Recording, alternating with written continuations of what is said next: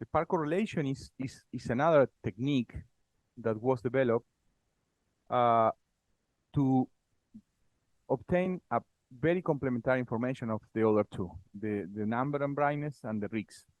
Because in the Rix, we seek for the diffusion. In the number and brightness, for the concentration and the oligomerization. And with the pair correlation, what we aim to do is to understand if a molecule that is diffusing in one direction experience any obstacle or any barriers to the diffusion. So how is the diffusion in a vector conception, or how it's going to one direction or another? So this is the outline. I will do introduction of the concept of the dimension, and then I will try to explain how to detect the localization of barrier, and then some application. And I hope I can have time to finish with the evolution of the two-dimensional pair correlation to understand not things only in a line, but now in a whole image, which was part of the work that I did when I was at LSD in California. So as we learned from the previous talk, FCS and the spatial correlation were using in order to understand diffusion and flow by the introduction of Rix by Michel and Enrico in 2005. So the spatial, eventually temporal correlation has a lot of potential in order to describe how the molecules move in non-homogeneous media.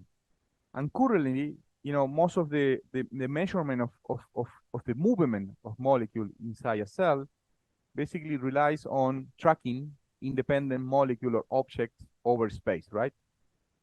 And this is totally fine, and you can get a lot of information because by, analyzing these traces, you can even obtain, the model of diffusion. If this is, I don't know, a Brownian diffusion, it's an active diffusion, it ends up having, I don't know, some confinement of the diffusion, whatever.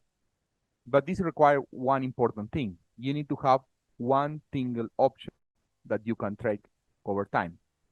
And unfortunately, in most of the cellular system, how life, like to be, we have many molecules inside the cell all together, and they are doing all the job, but one at their time and their space or whatever. So it's more complicated than just single molecule. So this is just to remain what is the fluctuation. So we have the excitation volume, and then if we measure this over time, we can use the autocorrelation function. And as Michel explained, there are different expressions of the autocorrelation function. This is the fluorescent, not the delta fluorescence, the fluorescent, the intensity, and this is the reason for why we normalize with -1. And more close in the time, the group of Petrashvili make this idea of having two foci, so having two PSF in our volume, so we can ask to our system, if a molecule passed through here, how much time takes to get to the other.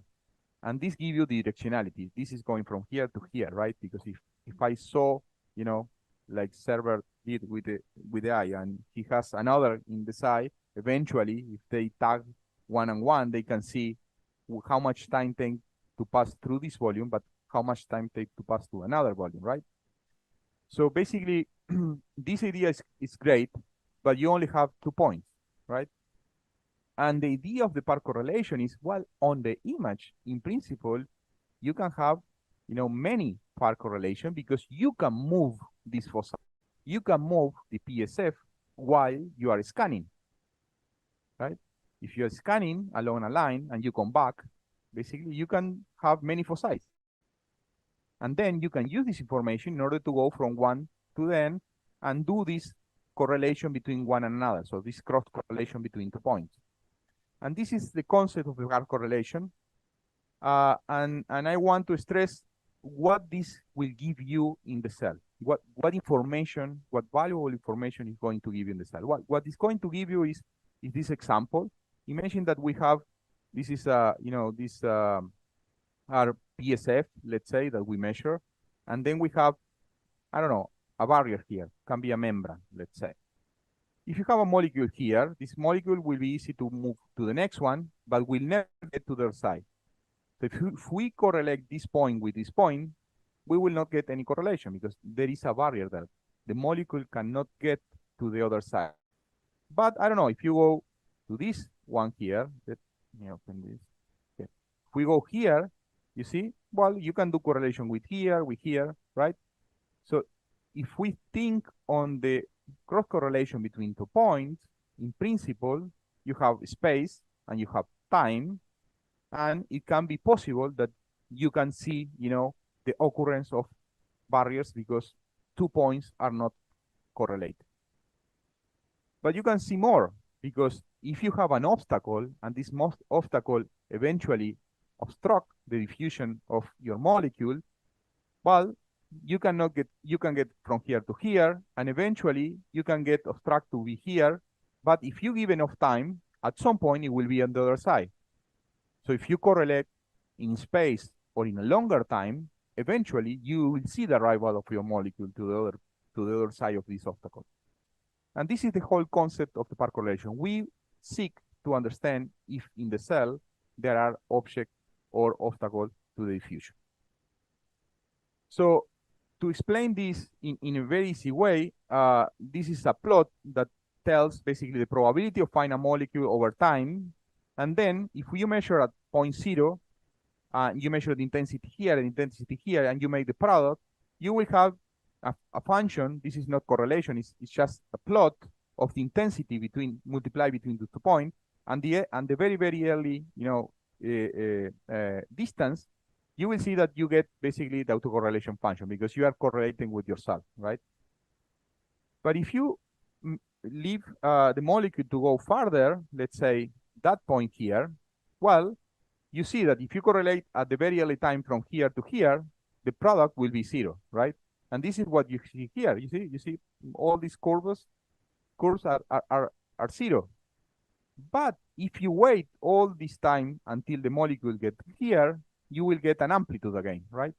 You will start to see that this molecule arrived to this point after certain time. And this is what the meaning of this amplitude here. So it's rise up again and have, an amplitude and delay.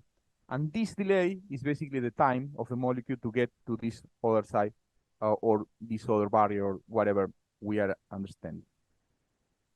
So let's see how this look like in a simulation and what is the kind of experiment that we run indeed when we run this path correlation function.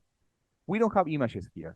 What we do is we set in our microscope a line. So we set that position along, I don't know, a distance that we decide, let's say, I don't know, 32 pixel, 64 pixel. We can do it in a line for the explanation, but we can do it in any way. I don't know, in a circle, in a, some weird stuff. We can do shapes as we learn from the scanners, because we can manage to do whatever shape we want with the scanner. But let's think in the easy way, which is a line. If we have a line, and then we have many, many times, what we are having is this sort of images that we call carpets. And this carpet has the intensity at the point times 0 and the intensity over many times. And these are, the simulation of, I don't know, beads or something that came and passed through this volume while we are scanning in the line. So if we think on the correlation and we have the fluctuation in a point, a molecule that passed here eventually will get to the other side, but it will take some time. I don't know, let's say this molecule that passed here after center tau will be here. So if we integrate this in a path correlation function, and as you can see here, in comparison with the autocorrelation function, now we have 2 terms. We have the fluctuation, the fluorescent intensity in tau 0, in time 0, and the fluorescent fluctuation in tau and space, right, with certain amount of distance and time, right? And then, the total intensity and normalized is -1. If we do so, well, we will be able to cross-correlate between this point in space and this point in space, and we will see the molecules going from one to another. And a question that always arises in the presentation of this tool is how you know that this is the same molecule, no? Why? Can be other molecule, right? Well, actually, no. And I hope I can explain and convince you that no. If you have these two volumes, right, and you measure this in time and space, 0, and then this in a time and space with delta time and delta r. If a molecule came here, it's possible that other molecule be in the other volume. But if the molecule here will never be there, right? So the correlation of this will never happen, right? And this is even, you know, easy to think, because if the molecule come here and end up passing out of our volume, it will not give you another correlation. So the cross correlation will not be, right? Will not exist. Only when the two correlations appear at the certain time and distance that give you positive correlation is when you have, you know, the part correlation function coming up as a autocorrelation function. The other important thing is, if you think on the first case, right, it can be that a molecule came here and another came here more or less at the same time, or an amount of time. But the only molecule that can do this travel from here is the one that has this preferential flow. This eventually, you know, another fluctuation at the same time and the same distance, we have a very small statistic in comparison with the other, because the biology will drive the molecule always there. So if we think in a single case, eventually we can entrap in saying, well, no, this can be done for the different molecules. But if you think in many molecules, the average will give you the information that is the same molecule going here and there. And there is another example of that I will explain in a second, why we can be convinced of that. So the other important thing here is, well, how this work and how we analyze the data. So the part correlation will do a correlation between one pixel and another and another and another, and we decide how far we want to go the correlation, and this depends on our system. And this is a simulation of bits, and you see if you correlate a pixel distance of 1, this is autocorrelation function, it's within cell, and you have the amplitude, and you can obtain the diffusion coefficient. But if you correlate at longer distance, you see that the correlation goes down at the beginning, but then rise up at the time of arrival of the molecule from point 1 to point B. And this is a signature that this is the same molecule. The other important thing to convince you that this is the same molecule is this simulation. And this gives you all other information which is also important to discuss. If you have diffusion coefficient with different, you know, size, let's say, I don't know, diffusion coefficient of 0.2 or diffusion coefficient of 10, you see that the very fast diffusion coefficient appear in an amplitude earlier than the one which are slower. And even in situation when you have two molecules diffusing between these foci, you see that you can split the two time of arrival, because one will spend certain amount of time and the other will spend more. And there is another important information here, which is why we get negative values here. The reason for why we get negative value here is because if the molecule is in one point, let's say there, will never be here, right? So this tells you that it's the same molecule that is not correlating because it's in one side but not in the other, right? So this is proof that the molecule that you are watching is exactly the same in the 2 points. And there is all other very important information in this plot, which is, if we think about how we run the experiment, let's say that we have a point here, a pixel, and then we scan over there. When you look at the amplitude, you see that when you correlate a very short distance, the amplitude is high, and as far as we go farther, the amplitude goes down. And this is just question of a statistic. If a molecule starts here, if you are close, eventually you will have more statistics because the molecule is diffusing close. But if you go far, the molecule can take any other direction, right, in space, in three-dimensional space. It's for that reason that this application is only to see if something travels from here to there. And we end up developing this 2D pair correlation function in order to see all the points around. And based on analyzing, and I will explain how we analyze this, we can see where the molecule is going. So until now, everything was simulation. These are bits, truly bits, diffusing. And you see these traces. This is a bit that stays in the field of view for some time. And these are the reason you are in the line. And the bit is again, and you capture again and again and again and again. And then you do correlation from one to another. The first thing is, if you do the autocorrelation function, well, you have more or less the same, amount of bits over time, and the amplitude is high and then goes down. But if you go further, you see that, you can see the amplitude coming at different distance because, of course, for the bit, it takes time to go here to go there. And this is what we capture here. The diffusion coefficient is still the same for all of them, right? And if you correct this by the time of arrival, you will get the same.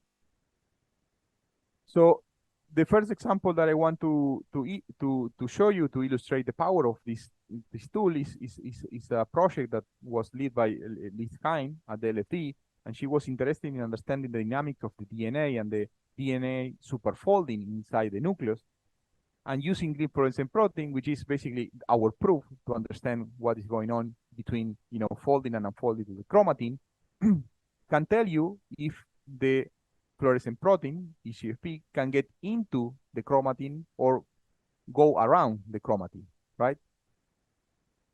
How we analyze the data? Well, we analyze the data in that way. We calculate the pair correlation for certain distance, and if we do the pair correlation over space, you see that the fluorescent molecule for this particular pair correlation cannot get into the chromatin superfold because it's too packed, because whatever reason. And you see this as a discontinuity in the pair correlation plot that you obtain. However, if you change this pair correlation, if you change the time that you acquire the data, you will see that some pairs start to come, and this show you that after some time there are correlation. So this is the same thing that I was showing the plot here, right? It's like this, At the beginning you have this decay, or you have nothing, and then you have up. So it's like if this plot is put now here, right?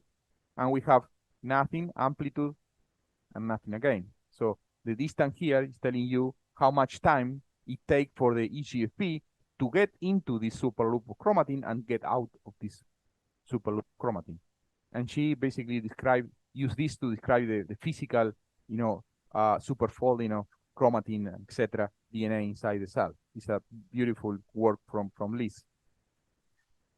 The next example, I will not get into the detail because otherwise I will get in trouble with the biology of the nuclear pore.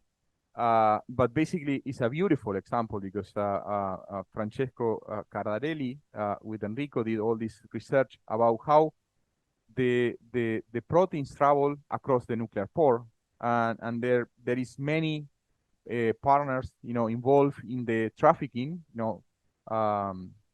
Basically, you can have passive diffusion, and this depends basically on the size, and then it's independent of energy. You can have active diffusion, which depends on the presence or not of the NLS, and also is dependent of energy. And the system that they study is this NLS tag with EGFP, and to get into the nucleus, you need to be forming an oligomer, and then the nuclear pore accept then to traffic, and then in the nucleus, if you have a GTPS, it will be released, and now the NLS can also be back, so we can measure with all these different processes of diffusion in and out using this approach. And what I want to show you here is how powerful this can be. So this is previous information about how shuttling was and what was the state of the art. Honestly speaking, is information that doesn't count for the presentation. But I want to show you how the data is acquired and what we analyze. So we have a cell here, we make an image, and we draw a line here for molecules go from one place, from inside the nucleus to outside the nucleus. And you immediately realize, for whatever reason, biological reason, you have higher concentration of your molecule inside the nucleus because there is a signal to be there, and lower concentration in the cytoplasm. And we acquire this line one after another very quick. And then we make this carpet, which is basically the trace line over time. And we have very quick measurement between pixels, a little bit longer between lines. And we can analyze basically line over line and do the part correlation. And this will be basically the approximation we have. When we analyze the autocorrelation function, you immediately realize that the diffusion inside the nucleus and outside the nucleus is different. So this is autocorrelation function, and you can see that, is longer, in the time scale for the size which is inside the cytoplasm, and is smaller in the nucleus. And if you can see here, there is more information in this plot. You remember that Michelle mentioned that, the autocorrelation function depends inverse of the number of molecules you have. And you can see here, this high concentration, so amplitude here is low, and you have low concentration here, amplitude is high. So in the plot, you can check all these things very easily. But if you do the analysis over line, and you accumulate many lines if you want, you can obtain the diffusion coefficient in the autocorrelation function in a line, and you see that you can quantify these two variables. And if you look very carefully, and you do by line, you can get all the autocorrelation function, and you notice that in some point, there are some weird behavior, and this is when you approach to the nuclear envelope. Because in there are two processes going on. There are the passive diffusion and the active diffusion, and the autocorrelation function is basically showing that you have two processes that has different diffusion time in there, okay? And this is very nice plot illustrating this by Francesco. Okay, so you can measure this, and these are the values. Okay, so then they use this approach in order to measure, the diffusion of the ENLS alone in two directions, intercompartment in one direction and another, and they basically move, they move this part correlation across the nuclear envelope. If you start in the part correlation inside the nucleus, when you get at the nuclear envelope, you will start to see, these loops, which means that in this point, there are a delay for the molecule to get in the other side. And this is also visible here. A longer part correlation, you have a delay in the amplitude, which is the time to get to the other side. And this is quantified in 10 milliseconds. When you do the nucleus to cytoplasm diffusion, well, they see that this is slower because the size, whatever.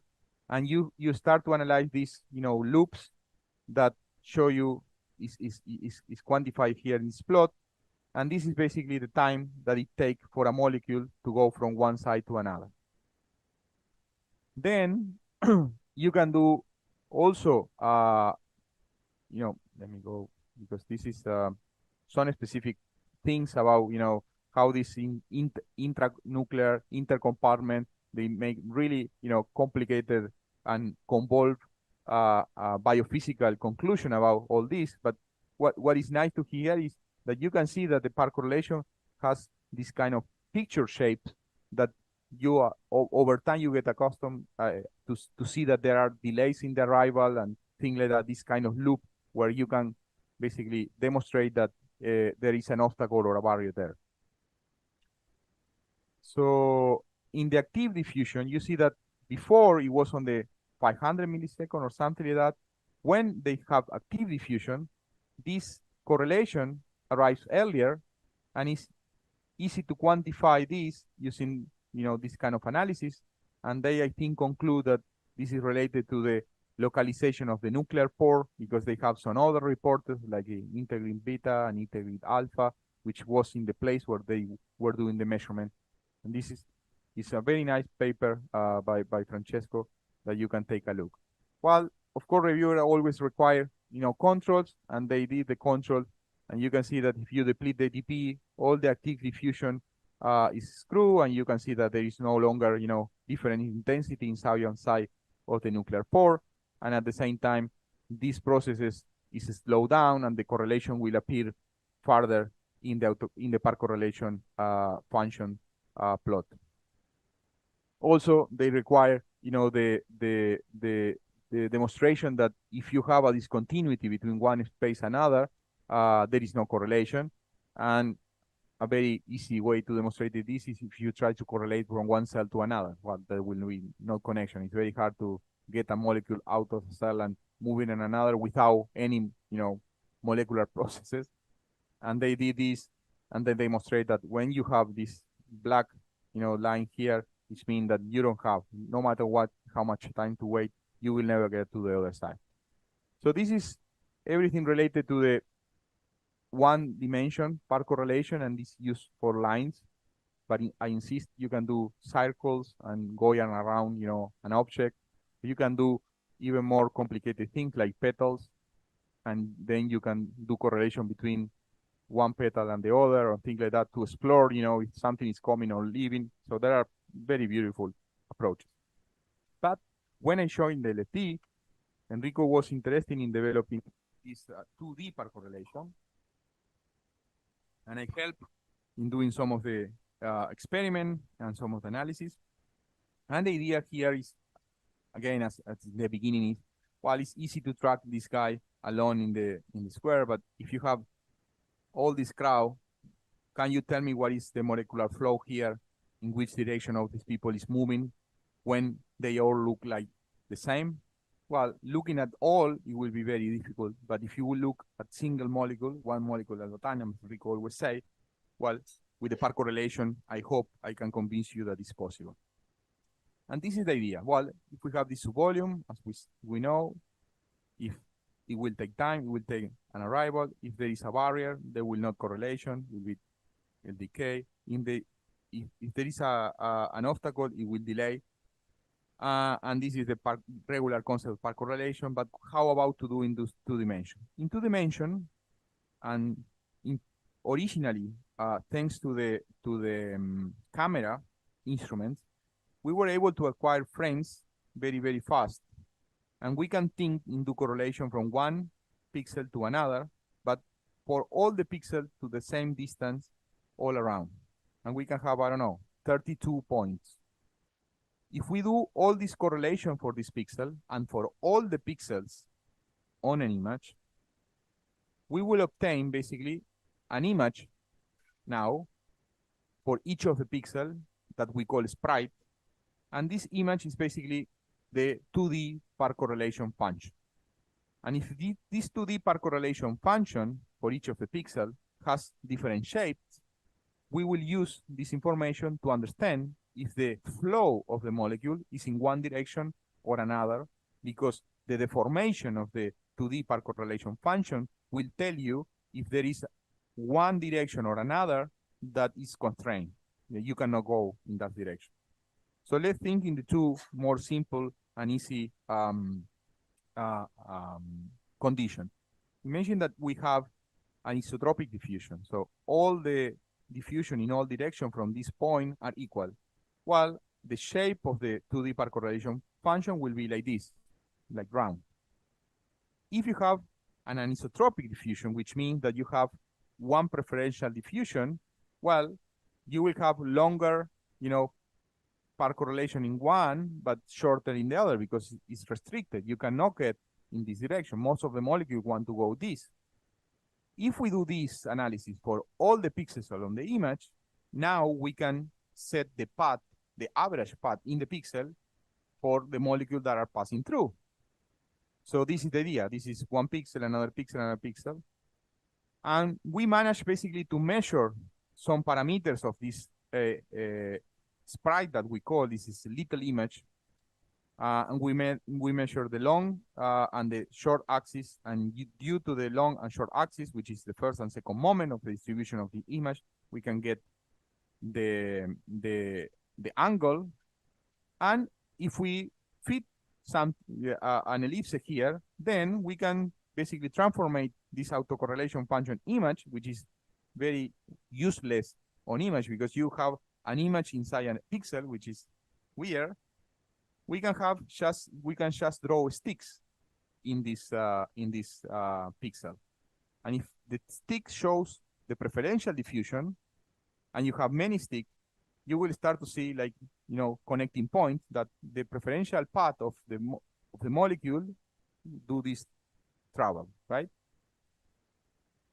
And this is a simulation we did to prove that this is true. And this was a simulation where we have free diffusing molecule, and we have a small pipe here.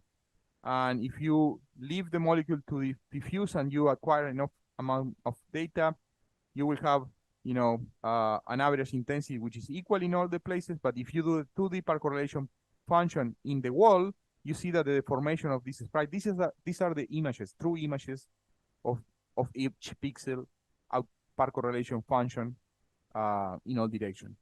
If you are in a place like this one, which is equal in all directions, will be round.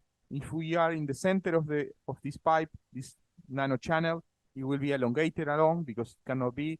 If you are on one side or another, will be basically deformed as half, like here, and half in the other side.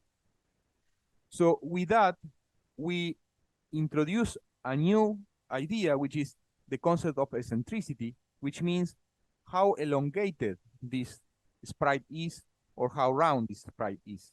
And the eccentricity tell you high eccentricity mean elongation, and low eccentricity mean that the autocorrelation function is round. And if you set a threshold, let's say, I test my sample and I did, a calibration that what is the eccentricity for a free diffusion molecule, and I don't know, the eccentricity is 0.3, let's say. I set a threshold and I draw only lines, sticks in each of the pixel for pixel that has an eccentricity above this threshold. We will generate a map of connectivity. It show you that only, inside the pipe, you have basically these connectivity maps going because the molecule can go on in this direction, okay? But we did some experiment, and these are, also nano groups that we fill with EGFP, and this is intensity, and this is eccentricity, and these are the connectivity maps. But this was easy because the molecule can only flow in one direction. And I end up doing this GUV, giant unilamellar vesicles, and we label with a lipid dye.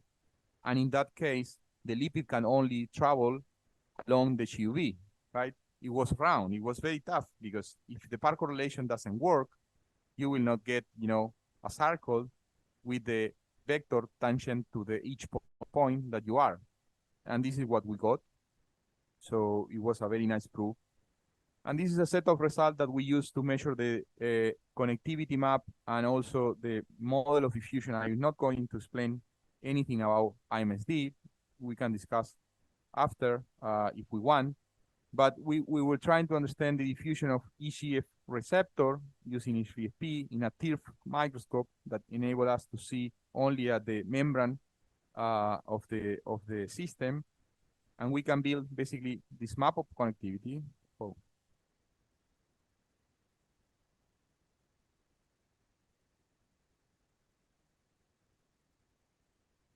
Sorry.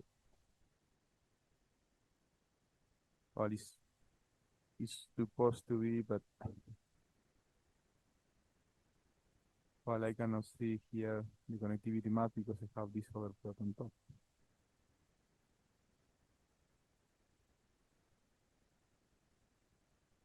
What is that?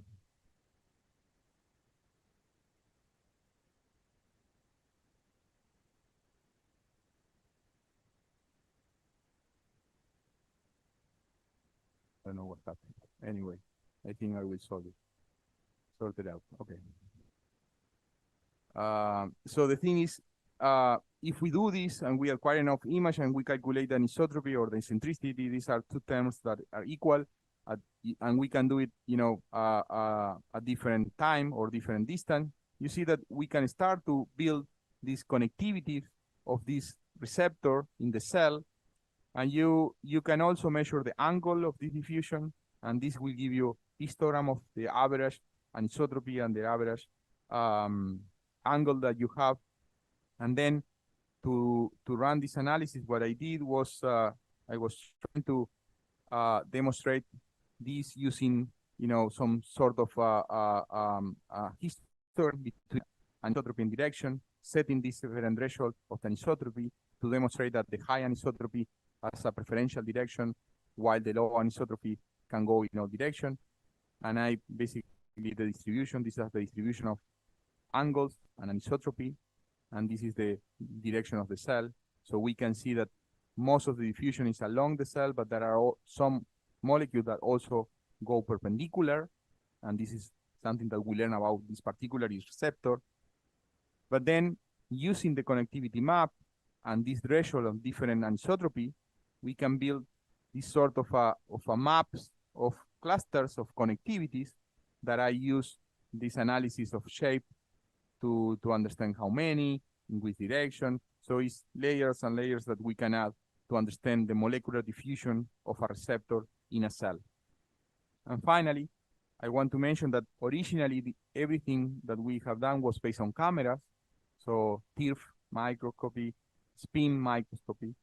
But nowadays, with the use of the IRI detector, we can go really, really quick and acquire a frame in a time comparable with a frame of camera, because we can rely on this fast scanner module in which we can scan 4-8 lines at the same time.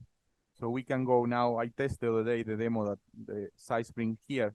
We can go up to 200 frames per second with the scanner microscope.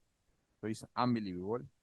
At the resolution of 200 pixels by 200 pixels. So I hope we can give it a try and see how the data is, because at 200 frames, it will be very important to have bright molecule. And we implemented this in the 80 microscope that was in the LFD, and we were analyzing the connectivity inside the nucleus. What we wanted to demonstrate is that, sometimes barriers are transient barriers, depending on the time that you allow the molecule to get in and out of the interface. And this is interesting for you, because you were asking me about understanding the connectivity inside out of a liquid phase. Well, the nucleolus is a liquid phase. Okay, well, this is the nucleus of a cell, and this is the nucleolus. And you see that a very short connectivity distance, the molecule go around, and some others are around substructures in the nucleolus. But if you basically give longer time, the molecule can go through, and you can use this technique to understand more, the connectivity within membraneless particles. And this is a paper that we published a couple of years ago. So with that, I am in time to finish. And basically, I want to say that the part correlation method is important because it measures the flow at the nanoscale. It's very useful because we can use this to understand the occurrence of barriers and obstacles in a cell. It gives very valuable information to understand the dynamics of the diffusion through the nuclear pore.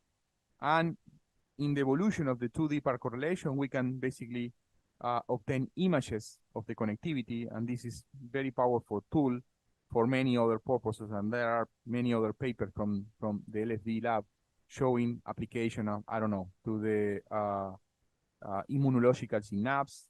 This is something done by Nick Head, and there was some other from Francesco Palomba, I think, right? With connectivities, I don't remember now, but he didn't publish. Okay, but I remember I helped him when I was there to start with the part correlation and many others application. And the last thing to mention is in the afternoon, we will have a talk by Rodrigo in which we can think in the diffusion, but now not in the connectivity, but in the flow. Because so far now, I cannot tell you which is the direction of the flow. Is in this direction or this direction? No, this is the axis of flow. But I can, with the 2D part correlation, I cannot give you this information. But with the stick, and we will learn what stick mean, Rodrigo will show us that we can, again, use the best of each of the technique to obtain now the direction of the flow of the diffusion in an images. So thank you very much, and I am happy to take any question.